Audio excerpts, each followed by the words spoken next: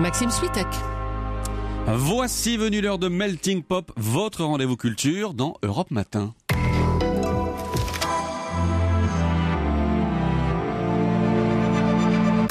Et je vous présente donc la bande qui va vous accompagner pendant la prochaine demi-heure. Mathieu Charrier, bonjour. Bonjour Maxime, bonjour à tous. On vous retrouve dans un instant pour le journal de la culture. Diane Jacques, bonjour. Aujourd'hui, on parlera groove british et amour vache avec le 5e album de Baxter Dury. Groove british et amour vache, ça promet. Thierry Geffrotin, bonjour. Bonjour Maxime. Pour le théâtre, évidemment, parce que notre invité du jour a souvent joué sur scène les femmes amoureuses, que ce soit dans la pièce Pieds nus dans le parc il y a 10 ans au Théâtre Marigny, dans les petites scénettes de la pièce Ring au Festival d'Avignon et en tournée, c'était il y a 2 ans, ou encore dans Un fil à la patte en début d'année aux côtés d'Yvan Le Bolloc. Cette fois-ci, elle l'est encore, amoureuse certes, mais peut-être même davantage, amoureuse et muse dans une pièce qui raconte les 2 dernières années de la vie de Modigliani. Bonjour Sarah Biasini. Bonjour. Et merci d'être là. Merci à vous. Vous me confirmez, on peut être amoureuse d'un homme odieux, alcoolique, fauché et infidèle? Oh mais oui, bien sûr. Vous dites bien sûr. Il y en a plusieurs qui sont passés par là. Odieux, alcoolique, fauché, infidèle, Oui, c'est un bon portrait de Modigliani. Il y a peut-être d'autres adjectifs qui viendront tout à l'heure, mais... Génial aussi. Voilà, il y a génial. Merci de terminer en tout cas la semaine de Melting Pop entre compagnie. Vous jouez en ce moment, on disait, au Théâtre de l'Atelier à Paris, Jeanne Hébuterne, celle qui a partagé la vie du peintre italien pendant notamment les 2 dernières années de sa vie. Modigliani est incarné par Stéphane Guillon. On va y revenir dans quelques minutes avec Thierry Geffrotin qui est à vos côtés. Avant cela, je me suis dit, en vous voyant dans le décor, que vous deviez prendre votre pied dans ce décor d'atelier de peintre, vous qui avez fait des études d'histoire de l'art. Oui, c'est vrai. Enfin, c'est vrai que je prends mon pied. Et c'est vrai aussi que j'ai fait un peu d'histoire de l'art. Et c'est vrai que j'aime beaucoup ce décor qui a été fait par Jean-Michel Adam. Ça nous donne l'occasion de le citer. Et oui, j'aime beaucoup ce décor. Oui. Décor qui est très beau, qui est très malin aussi. On en dira peut-être un mot avec vous, Thierry Geffrotin. Et les lumières. Il faut toujours associer les lumières au décor. C'est très important parce que ça donne un esprit, une ambiance sombre, il faut le dire. Oui, c'est vrai. Même si on rit pas mal dans la pièce aussi, notamment grâce à Stéphane Guillon, mais vous ne vous êtes pas dit, à la vue de ce décor, j'aurais dû continuer le dessin et la peinture. Bah, j'étais pas très douée. Hein. Non, mais j'ai pas fait les beaux-arts. Non, on est d'accord. On est d'accord. J'aurais adoré faire les beaux-arts. J'aurais adoré. Mais vous auriez aimé aussi être restauratrice d'œuvres. Ah oui, ça c'est vrai. Et alors non. Mais non, mais il fallait être assez bon en chimie notamment pour connaître les pigments, les choses comme ça. Et j'étais pas très. Voilà, il fallait quand même. Un bagage que j'avais pas ou que j'ai pas voulu acquérir manifestement, et voilà. Mais il fallait maîtriser la chose. On va pas trop spoiler la pièce comme on dit, on va en parler avec Thierry.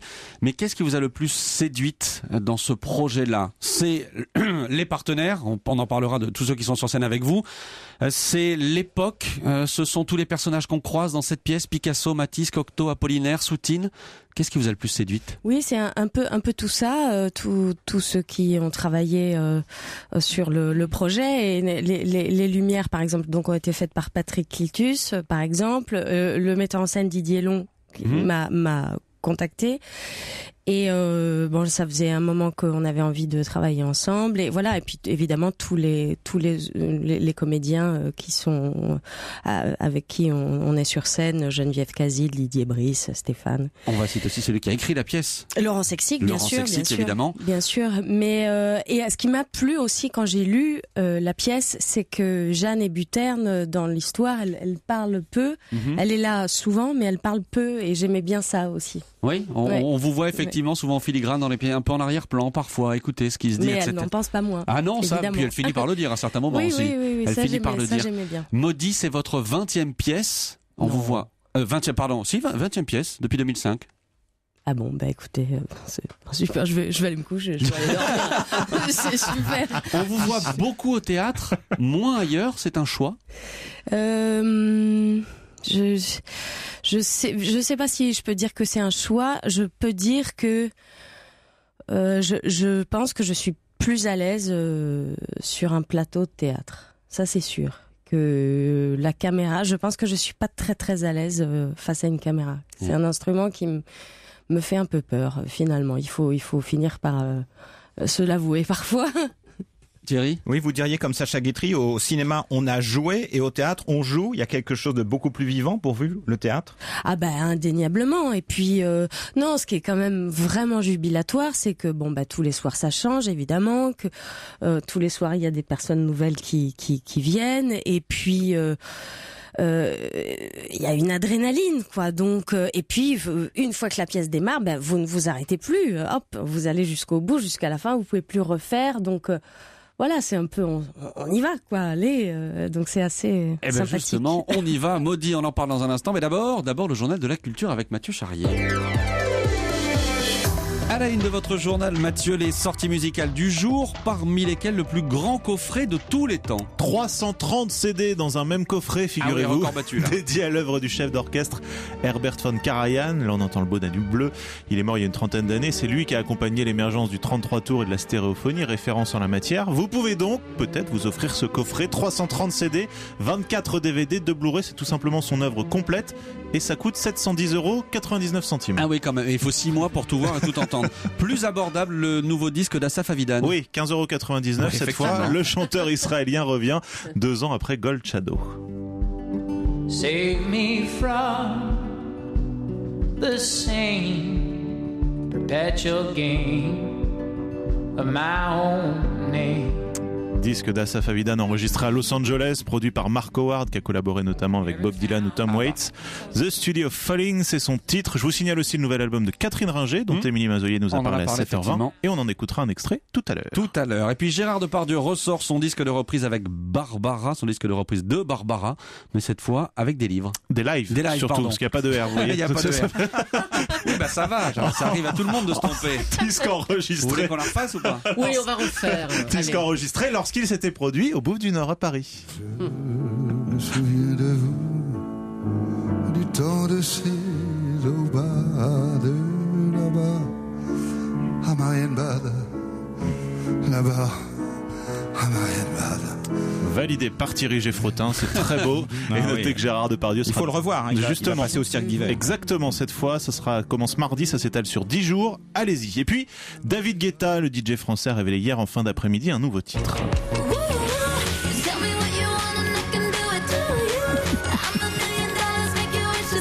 Ça n'a rien à voir avec les précédents. Non validé par Thierry Geffrotin cette fois. Morceau qui donne un petit avant-goût de l'album à venir de David Guetta. Il sera par ailleurs le 19 janvier prochain à Paris-Bercy. Votre amie Mathieu, la chanteuse Beyoncé, sera à l'affiche de l'adaptation du Roi Lion de Disney. Eh oui, elle jouera Nala, l'amie d'enfance du lion Simba. C'est elle qui l'a confirmé sur son compte Facebook. Disney qui continue, vous savez, à adapter ses classiques, mais cette fois en images réelles. Et la sortie de ce Roi Lion est prévue pour juillet 2019. Le dessin animé sorti en 1994 avait quand même été vu par plus de 10 millions de spectateurs dans les salles françaises. Mais j'ai vu cette info, je comprends pas trop comment elle peut jouer un lion. Parce que c'est filmé en images de synthèse et modélisé, on va dire, derrière sur ordinateur. D'accord, et on ira voir. En bande dessinée sort aujourd'hui la réédition de Gaston, biographie d'un gaffeur. Vous vous rappelez de ce générique. Le livre date de 1965, signé par Franquin lui-même et JDM, et qui reprenait le numéro 0 de notre flemmard le plus célèbre, avec bien sûr son célèbre col roulé vert. Et à l'occasion des 60 ans de ce héros, Dupuis publie une réédition de cet album qui vaut le détour, 128 pages pour replonger dans l'univers de Gaston. Et puis si vous êtes du côté de Nantes ce week-end, profitez des Utopiales, festival international de science-fiction. Oui, avec des conférences notamment sur Harry Potter cet après-midi dont on entend le générique, mais aussi beaucoup d'animations, projections, séances de dédicaces. Ce soir, une grande conférence sur les séries de science-fiction. Et puis demain, il y a notamment une rencontre organisée avec Lewis Trondheim, les Utopiales de Nantes. C'est jusqu'à dimanche. Sarah Biasini, vous êtes plutôt science-fiction, Gaston Lagaffe, Beyoncé, Depardieu. Gaston Lagaffe et Depardieu. Vous mélangez bien ensemble, c'est ça. Vous mélangez les deux. Dans un instant, le retour de Melting Pop avec la comédienne donc Sarah Biasini qui incarne chaque soir, et ce soir notamment au Théâtre de l'Atelier, Jeanne Hébuterne, la femme et la muse du peintre Modigliani. À tout de suite. Europe 1, 9h09. Europe 1, 9h12, Maxime Switek. Melting Pop avec une petite parenthèse audience et télé, Philippe Vandel. Oui, je vais être gentil parce que c'est aujourd'hui la journée mondiale de la gentillesse. Alors je vais pas donner le dernier, mais le premier, numéro 1 hier. L'émission Danse avec les stars, score 4 595 000 téléspectateurs, 20,5% de part d'audience. Et on avait dit qu'Ariel Dombal ferait 4 émissions et s'en irait. Et devinez qui a été éliminé hier? Ariel Dombal. Et puis sinon, W9 explose le million. Journée de la gentillesse. Oui, elle a dit. Non, parce qu'après, elle voulait plus. Elle avait un contrat de 4 émissions. Et sinon, W9 a. Vous voulez dire que c'est truqué, alors? Non, c'est juste bien tombé. C'est pas de la triche. Guimaraes OM, le score 1 574 000 téléspectateurs. Là aussi, ils ont explosé le million. Et aussi, Patrice Evra a explosé la tête d'un spectateur. Détail des audiences dans 20 minutes avec Raphaël Bayo. Spécial gentillesse. Toutes ces audiences-là. Et puis à 9h30, notre invité dans Village Média sera Karim Rissouli qui présente ses politiques sur France 5. On va lui demander quel effet ça fait d'avoir une émission politique en 2018 alors qu'il n'y a plus d'échéance politique. Et alors que ça marche toujours, son émission. Exactement, ça marche même. Il a gagné 6% par rapport à la saison précédente. Que voulez-vous? Le talent. Merci Philippe Vandel. On vous retrouve tout à l'heure dans 20 minutes. Bah oui, c'est un ami, je peux pas dire autre chose. Qu'est-ce que vous voulez que je vous dise? Elle est très bien cette émission. Ah, merci voilà. Sarah Biasini. Plus 6%, c'est vous qui regardez. Ben voilà, c'est Sarah. Et ben voilà, exactement. Sarah Biasini qui est avec nous dans ce numéro de Melting Pop. Sarah, on est ravis de vous accueillir dans le studio de Lagardère si tôt. Vous qui vous couchez plutôt tard. Bah forcément. Enfin, forcément, parce qu'on La pièce se termine un peu avant 23 heures. Oui. Mais vous avez du mal à vous endormir. Bah oui, rarement avant 1h, 1h30. Et forcément. Thierry, vous avez vu Maudit, tout comme moi, et vous avez passé la pièce au peigne fin. On vous écoute. Oh là là. Le titre dit tout, ou presque, Maxime. Un Maudit comme Modigliani, évidemment. Maudit comme artiste maudit. Cela va de soi. Hein. Amadeo Modigliani. Peintre rital, prince de Montparnasse et de Méphès, portraitiste hors pair et de père de lui-même, buveur d'eau de fraîche date, descendant direct de Baruch Spinoza. Voilà comment il se présente lui-même. C'est ce qu'il dit lui. Hein. Oui, avec panache et démesure. Et Stéphane Guillon, le comédien humoriste en Modigliani, est d'un réalisme impressionnant. Il était sans doute comme ça, le peintre rital. À ses côtés, Jeanne, sa muse, qui est à mes côtés d'ailleurs, que vous jouez avec justesse, Sarah Biasini, amoureuse, compatissante, consternée parfois aussi, mais finalement passionnée, une passion à fleur de peau qui lui a fait quitter le doux et bourgeois foyer familial doux et étouffant. Geneviève Casil, extraordinaire Geneviève Casil, qui suscite compassion et tendresse dans sa détresse de mère qui ne s'en laisse pas compter. Elle ne veut pas perdre sa fille qui lui a été enlevée par ce peintre de mauvaise vie et sans le sou. L'argent, justement, eh bien, il en faut pour payer ne serait-ce que le loyer. Et Modigliani compte un peu beaucoup même, sur Léopold, le marchand d'art. C'est lui qui se charge de vendre les toiles. Mais à quel prix? Pas très cher d'abord. Et surtout au prix de crise de l'artiste qui est très chatouilleux dès qu'il est question de son art et des autres peintres. Parlez-lui de Picasso, de Renoir, de Degas, de Matisse, ou plutôt, non, n'en parlez pas. Vous en doutiez, Maudit est une pièce sombre et lumineuse à la fois. Et Modigliani est un astre incandescent qui s'est brûlé pour nous illuminer. Oh, merci beaucoup Thierry. Jeff Rotin, s'il y a une chose qui vous donne envie de réagir dans ce qu'a dit Thierry, Sarah Biasini? Non, je valide tout. Alors je passe à la question. Si vous avez validé justesse, quand j'ai dit que vous jouiez avec justesse, j'ai senti que vous... C'est la journée de la gentillesse. J'ai une question extrêmement spirituelle à vous poser. Oula. Est-ce que pour jouer Jeanne Hébuterne, vous vous êtes inspiré des toiles de Modigliani? Je me suis inspirée de ces toiles à elle parce que je les ai trouvées. Enfin, il y a heureusement j'ai trouvé un livre magnifique sur le couple. Et où, à la fin de ce livre, il y a ce qu'on appelle le catalogue raisonné de Jeanne, c'est-à-dire toutes ses œuvres, tous ses dessins, et que j'ai jamais, enfin que j'ai pas vraiment cherché. Je ne sais pas si on peut les trouver dans des musées, mais en tout cas, je les ai vus dans ce livre. Et quelle tristesse, parce qu'elle s'est totalement sacrifiée.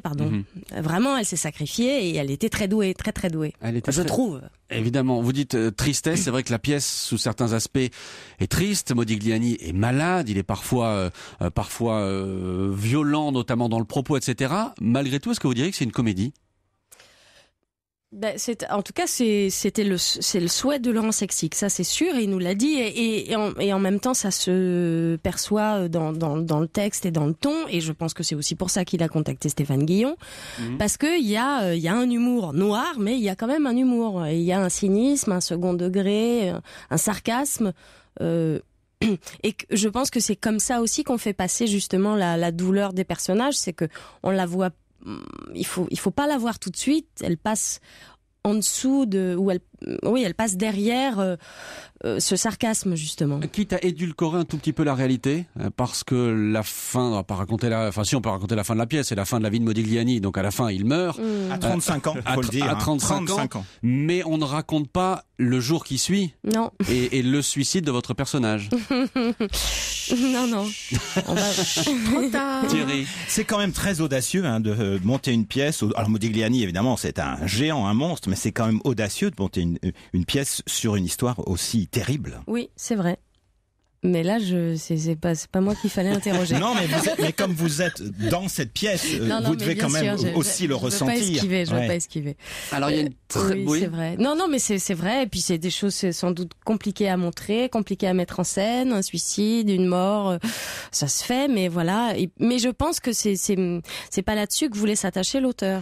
Oui, parce qu'il faut le dire, on rit vraiment. Par exemple, Modigliani et on va l'appeler sa belle-mère, ils s'entendent pas vraiment, mais à un moment, ils finissent par se comprendre et ils se comprennent. Génial. Voilà, ils se comprennent autour d'une histoire de fesses. Alors une histoire de fesses, ce sont des tableaux en l'occurrence. Mais voilà, il dit, je me suis réconcilié avec elle à propos de fesses. Et ça, vraiment, c'est très drôle. Cette scène de repas est effectivement géniale. Il y a une très jolie musique qui accompagne les différents moments de la pièce, signée François Perroni. Oui.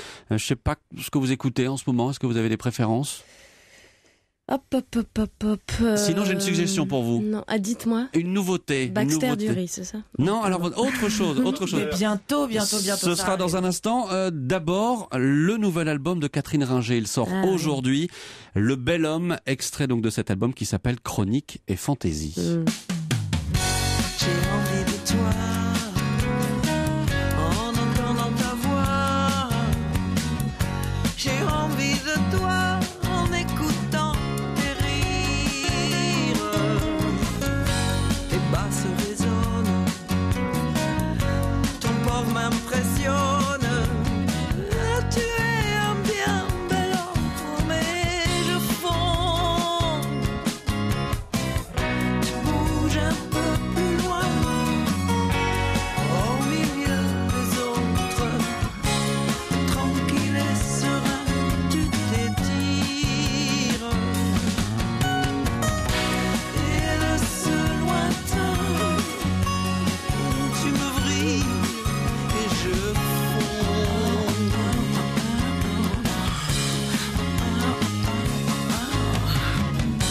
J'ai envie de toi. Est-ce que tu le vois? J'ai envie de toi qui me remarque à peine. Les gens se préparent, les exercices démarrent. L'air est frisé et c'est bon. Tu bouges un peu plus loin, au milieu des autres, tranquille et serein, tu respires. Et de ce lointain, tu me vrilles et je fonds. Je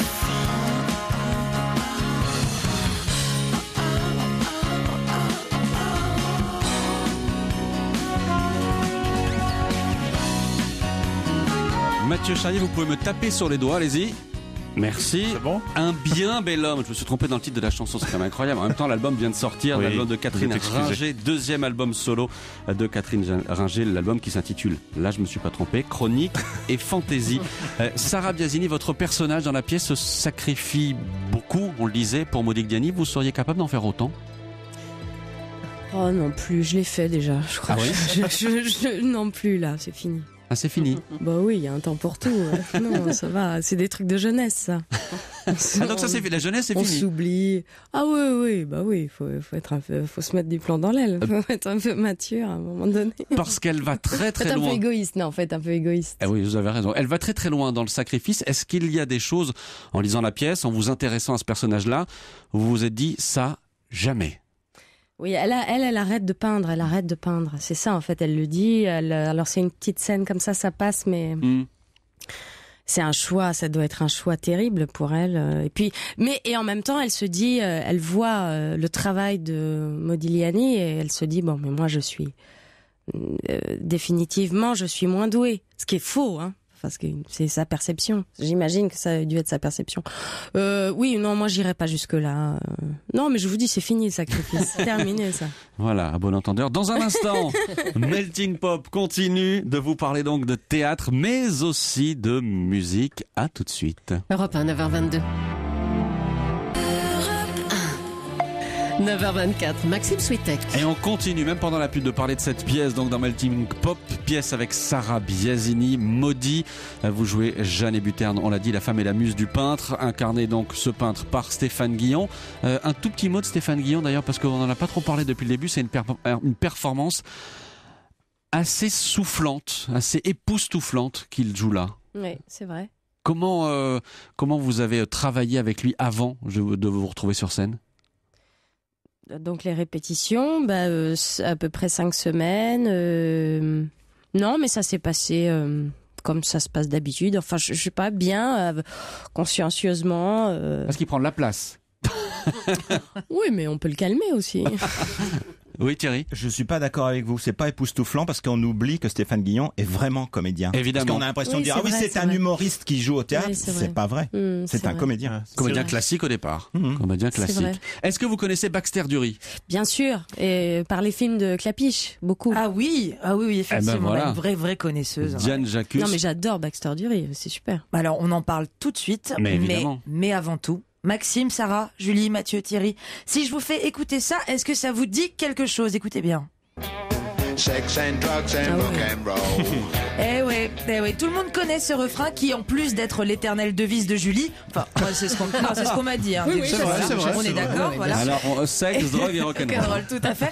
C'est aussi la chanson qui a bercé Baxter Dury, puisque c'est son papa, Yann Dury, qui l'interprétait en 1977. Alors, on imagine facilement l'environnement du petit Baxter, qui, une fois devenu grand, s'est forgé une solide carrière de songwriter, dont il vient d'écrire le 5e chapitre, intitulé Prince of Tears, et le single Miami. I'm the science of all that's wrong, and I'm making you think that you doubt everything you love, but I'm here to stay on my own. Sarah Biasini dit la voix. Mais oui, c'est une voix. Vous sentez donc ce chic grave, cette voix qui caresse les enfers. Et ce chanter-parler entre flegme et dédain, faut le dire un petit peu. C'est exactement ce qui fait l'ADN du chanteur de 45 ans qui s'est récemment concentré sur un épisode de sa vie. Pas n'importe lequel, c'est une rupture amoureuse, sa dernière, qui l'a littéralement foutu au tapis. Alors, cette rupture-là constitue donc le sujet principal de cet album, un drame dont il a tiré les leçons et surtout les avantages, comme il s'en explique au micro d'Europe 1.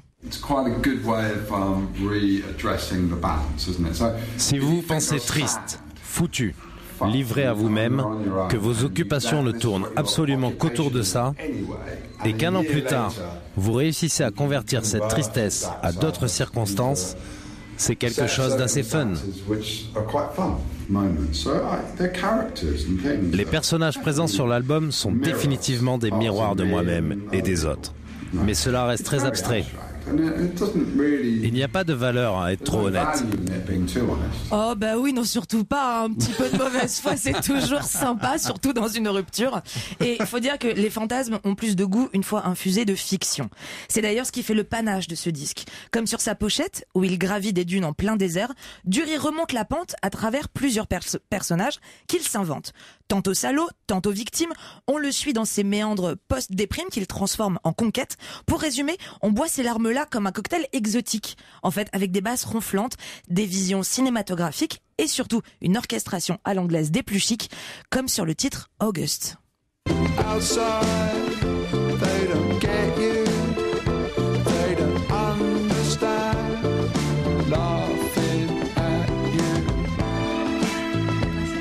Eh oui, alors en fait, on n'avait pas vu Cœur en miettes aussi classe depuis longtemps. Personnellement, moi, ça me donne limite envie de le rejoindre au pays des amours brisés. Du coup, je vais peut-être y aller et vous laisser. On reste amis. Oui, bien évidemment, on reste amis, Diane Jacques. Vous achetez Baxter Dury, Sarah Biasini ? Ah oui. Ouais, carrément.